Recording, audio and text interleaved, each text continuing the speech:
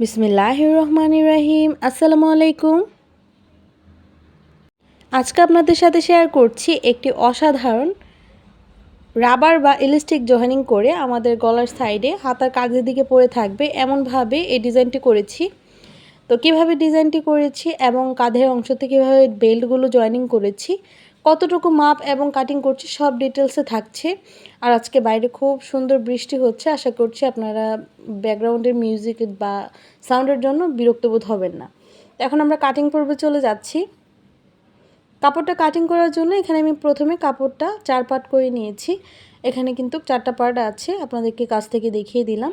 এখানে যে টপ পার্টের লংটা নিচ্ছে আমরা 8 ইঞ্চি, কাঁধের অংশের জন্য আমরা বেল্ট নিব 3.5 ইঞ্চি, তো সেলাই সহ নিয়ে আমরা 11 ইঞ্চি নিয়েছি।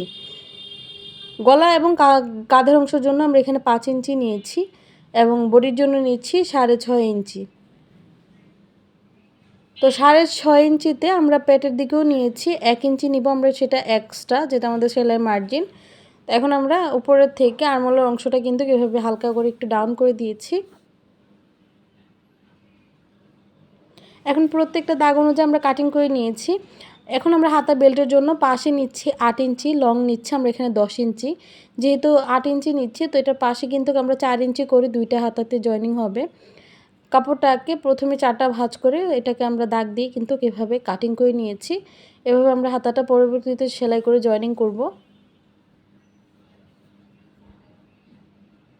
আমরা কিভাবে যে 2.5 হাত বহরের কাপড় যেহেতু এখানে ব্যবহার করছি, 2.5 হাত বহরের কাপড় যেহেতু অনেকটা ভালো ধরনের হয় ফ্লেক্সিবল কাপড়, এখানে প্রথমে কাপড়টাকে 4 পার্ট করে নিয়েছি। যে কাপড়েরটা কিন্তু 2 ভাঁজ করার পর আমরা এখানে 23 ইঞ্চি এবং পাশ নিয়েছি, মানে লং নিয়েছি সেটা 19 ইঞ্চি।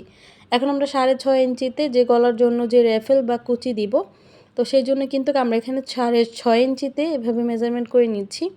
যেহেতু এখানে 4টা পার্ট আছে, তো 4টা পার্টে কিন্তু আমাদের অনেকগুলো হিউজ পরিমাণ কাপড় হবে। তো আমাদের কাঁধের অংশের দিকেও কিন্তু এটা হাতার যে সাইডে ঝুলে থাকবে, তো সেক্ষেত্রে বাচ্চা পরলে খুব সুন্দর লাগবে। এখন আমরা মাঝখান থেকে কাপড়টা আলাদা করে নিয়ে এইভাবে কিন্তু কুচিটা দিব, জয়েনিং করে নিচ্ছি। এভাবে জয়েনিং করে নিব, আর গলাতেও কিন্তু আমরা এভাবে কুচিটা জয়েনিং করব। বুঝতে যত সুবিধা হয় আপনাদের, সেই জন্য আরেকটি পিকচার আমি আপনাদের সাথে শেয়ার করছি। এই হচ্ছে যে বেবি ফ্রকের পিকচারটা, আর আমি যেভাবে কাটিং করছি এবং টিচিং করছি সেম প্রসেসে কিন্তু আপনাদের সাথে শেয়ার করছি। এখন আমি নিচে একটু বেল্ট দিচ্ছি কাপড়ের গলার যে পটিটা দিব, তো সেটার জন্য এখানে আমি প্রথমে ভাঁজ দিকটা দিয়ে সেলাইটা করছি, মানে উল্টো দিকে রেখেছি আমরা 1 ইঞ্চির মতো। এটা আমরা ভাঁজ দিকে এখন ঘুরিয়ে নিচ্ছি, আধা ইঞ্চির মতো আমরা ঘুরিয়ে নিয়েছি ফ্রন্ট দিকে। তো এটার উপর থেকে একটি চাপ সেলাই দিয়ে কিন্তু আমরা আর্মহোলের সাইডগুলোতে একটু ছোট করে কাট দিয়ে দিচ্ছি। আর হাতার বেল্টের জন্য বেল্টের কাপড়টাকে প্রথমে 2 ভাঁজ করে সাইড থেকে একটি সেলাই দিয়ে নিয়েছি। তো সেলাই দেওয়ার পর কিন্তু আমাদের কাজ হচ্ছে এটাকে উল্টে নিয়েছি, উল্টার পর হাত দিয়ে কিন্তু প্রেস দিয়ে নিয়েছি। আর কাঁধের অংশে কিন্তু 1/2 ইঞ্চি আমরা বাইরের দিকে কাপড় রেখে তারপর কাঁধের অংশের সাথে জয়েনিংটা করছি। সেমভাবে দুইটি আমরা হাতার যে অংশ সেগুলো জয়েনিং করে নিয়েছি। আরেকটি বডির পাশেও আমরা জয়েনিং করে নিচ্ছি কাঁধের অংশের যে হাতার যে আর্মহোলের অংশ পর্যন্ত। আর্মহোলের সাইডগুলো যাতে ফিনিশিংটা সুন্দর আসে, তো সেই কারণে কিন্তু আমরা এখানে 1 ইঞ্চির মতো বা 2 ইঞ্চির মতো কাপড় আমরা কাটিং করে নিয়েছি।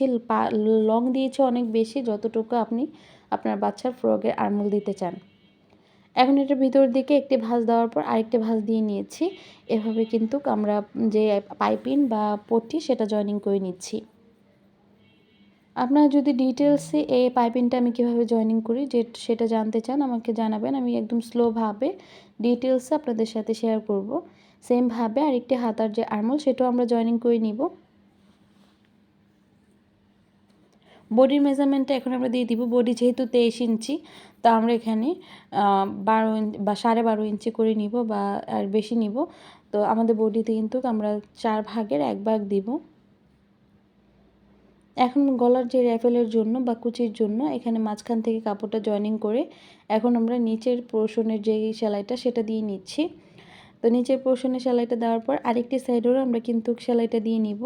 তো সেমভাবে দুটি সাইড সেলাই করার কারণ হচ্ছে আমরা যখন ইলাস্টিকটা এটার উপর থেকে জয়েনিংটা করব, তো সেই ক্ষেত্রে আমরা পরবর্তীতে যেহেতু এটাকে উল্টে আরেকটা সেলাই দিব, তো যাতে খারাপ না লাগে এটাকে টান দিয়ে কিন্তু আমরা ইলাস্টিকটা টান দিয়ে কিন্তু আমরা সেলাইটা দিব এটার উপর থেকে। আর ইলাস্টিক সেলাই করার জন্য অবশ্যই আপনারা নিডলের যে একদম বড় সেলাইটা সেটা দেওয়ার চেষ্টা করবেন। তো সেমভাবে কিন্তু আমি ইলাস্টিকটা সেলাই করার পর তারপর এটা কাপড়টাকে সমানভাবে নিয়ে তারপর এটাকে 4 ভাঁজ করে মানে 4টা ফোল্ড করে আমরা চকের সাহায্যে মেজারমেন্ট করে নিচ্ছি। আশা করছি আপনাদেরকে আমি বোঝাতে পারছি কীভাবে এটার মেজারমেন্টটা করছি। এই যে চক দিয়ে মাপ দিয়েছি সেটা আমরা বডির যে মাঝখানের অংশতে জয়েনিংটা করব। তো সেই জন্য কিন্তু আমরা এইভাবে চকের মাঝখান দিকটা যে বডির পাশে বসিয়ে তারপর কিন্তু এই খাদের অংশের দিকে এভাবে কাপড়গুলো পরে থাকবে। আমি চেষ্টা করব যদি আমি আমার মেয়েকে পড়াই তো সেটা কিন্তু আপনাদের সাথে পিকচার শেয়ার করার জন্য। আরেকটি দিক আছে, এভাবে কিন্তু ইলাস্টিকটা জয়েনিং করে উপর থেকে একটি সেলাই দিয়ে দিতে পারেন। এই সেলাইটা একদম ফিক্সড থাকবে। তো এখানে কিন্তু আমি 2 ধরনের সেলাই দেখিয়ে দিচ্ছি, আপনাদের যেটা সুবিধা হবে সেভাবে কিন্তু করে নিতে পারবেন। বড়িতে জয়েনিং করার জন্য যেহেতু মাঝ বরাবর আমরা চক দিয়ে দাগ দিয়ে নিয়েছি, তো মাঝ বরাবর কিন্তু আমরা বড়ি পাশেও এভাবে কিন্তু চকটা দিয়ে যেভাবে সেলাই করে নিচ্ছি। ধরতে গেলে আমরা যেহেতু গলাটা নিচ্ছি 3 ইঞ্চি বা 4 ইঞ্চি করে, তো এভাবে কিন্তু আমরা 4 ইঞ্চি 3 ইঞ্চি করে এভাবে কিন্তু বড়ির সাথে জয়েনিংটা করে নিচ্ছি। আর্মহোল সাইড থেকে আমাদের গলার এই অংশ থেকে আমরা আবার আর্মহোল সাইডে কিন্তু সেলাইটা দিব। এই ক্ষেত্রে কিন্তু টান দেওয়া যাবে না, ইলাস্টিক যে বা যেই কুচিটা দেওয়া আছে এটা কিন্তু নর্মালি থাকবে।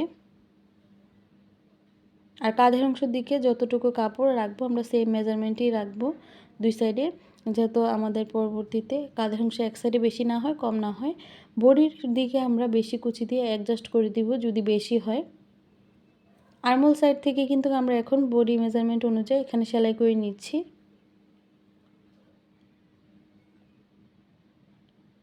সেলাই করার পর আমরা আরেকটি সাইডেও কিন্তু সেম মেজারমেন্টে বডিটাও সেলাই করে নিচ্ছি। বডির ফিক্সড মেজারমেন্ট কিন্তু খুবই ইম্পর্টেন্ট, এই বিষয়টা অবশ্যই খেয়াল রাখবেন। আমাদের মেন কাজ কিন্তু কমপ্লিট হয়ে গিয়েছে, এখন আমাদের কাজ হচ্ছে ফর্মালিটি। ফর্মালিটি বলতে আমাদের খুবই অল্প কাজ বাকি আছে যেটা আমাদের পূরণ করে নিতে হবে। সেটা হচ্ছে মাজার যে কাপড়টা সেটা আমরা কুচি দিয়ে নিব। তো কুচি দেওয়ার আগে আমরা এখানে কী করছি সেটা দেখিয়ে দিচ্ছি। সাইডের অংশ থেকে আমরা জোড়াটা দিয়ে দিচ্ছি। জোড়া দেওয়ার পর আমাদের যে কাজ হচ্ছে এক সাইড থেকে ফোল্ড করে আমরা যে দামানের পোর্শনটা সেলাই করে নিচ্ছি। দামানের পোর্শনটা সেলাই করার পর আমরা চিকন করে সেলাইটা দিয়ে নিব। আপনাদের যাতে বুঝতে সুবিধা হয় আজকে আমি কাছ থেকে দেখিয়ে দিচ্ছি আমি কিভাবে এই কুচিগুলো দিয়ে থাকি। এভাবে কিন্তু আমি কুচিটা দিয়ে নিব। আর যেহেতু এক সাইড খোলা আছে সেই সাইডটাও কিন্তু আমরা এই কুচিটা দেওয়ার পর বন্ধ করে নিব, না হলে আমরা যে মাজার সাথে জয়েনিংটা করব তো সেই ক্ষেত্রে কিন্তু আমাদের সহজ করার জন্য এই সাইডের সেলাইটা দিতে হবে। দামানের পোর্শন থেকে তারপর উপরের দিকে তুলবো, যদি এখানে 19-20 হয়ে থাকে কাপড় সেলাইয়ের যে বাড়তি অংশ যদি হয়ে থাকে কাপড়, তো সেই ক্ষেত্রে এটা উপরের দিকে চলে যাবে, আমরা অ্যাডজাস্ট করে নিব। উপরের টপ পার্টটা আমরা ভাঁজ দিকে নিয়েছি, এখন আমরা নিচের ঘেরের অংশটা উল্টো করে নিয়েছি। এটার ভিতরে আমরা টপ পার্টটা এন্ড করিয়ে তারপর কিন্তু এভাবে সাইডের অংশগুলো মানে সাইড ফাড়ার অংশগুলো মানে বডির দিকে তো সেগুলো অ্যাডজাস্ট করে কিন্তু মাজার সাথে ঘুরিয়ে ঘুরিয়ে সেলাই করে নিব। মাজার সাথে ঘুরিয়ে ঘুরিয়ে সেলাই করার ক্ষেত্রে অবশ্যই খেয়াল রাখবেন যেহেতু আমাদের সেলাইয়ের উপর দিয়ে সেলাইটা পরে এত যেতে খারাপ না লাগে।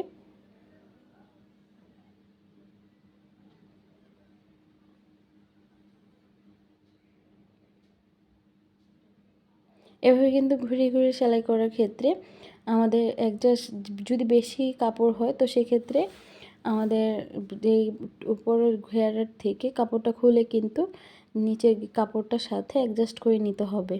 যদি বেশি হয় কুচি দিয়ে নেবেন, আর যদি কম হয় তো সেক্ষেত্রে কুচি কিছুটা খুলে নেবেন। তো সেক্ষেত্রে কিন্তু আমাদের বডির সাথে একদম সিকিউরভাবে মাঝের ঘেরের কাপড়টা অ্যাডজাস্ট হয়ে যাবে। মাঝের কাপড়টা যেহেতু জয়েনিং করা হয়ে গিয়েছে আপনাদেরকে এখন কাছ থেকে আমরা ব্যাক পার্ট এবং ফ্রন্ট পার্ট একটু ভালোভাবে দেখিয়ে দিব।